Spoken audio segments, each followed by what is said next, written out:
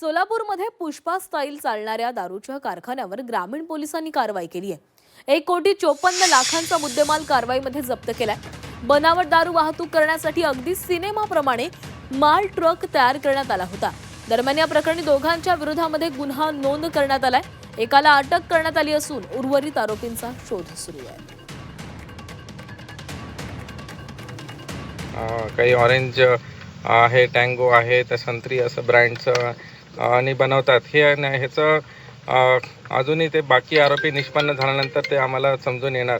काही बाहेरचं जिल्ह्यामध्ये काही आरोपी आहे, मुंबई, धुळे असं ठिकाणी आहे। ते तिथं टीम रवाना झालेली आहे आणि हे पूर्ण चेन आम्ही बस करण्यासाठी पूर्ण ते टीम त्यांचं इन्व्हेस्टिगेशन चालू आहे।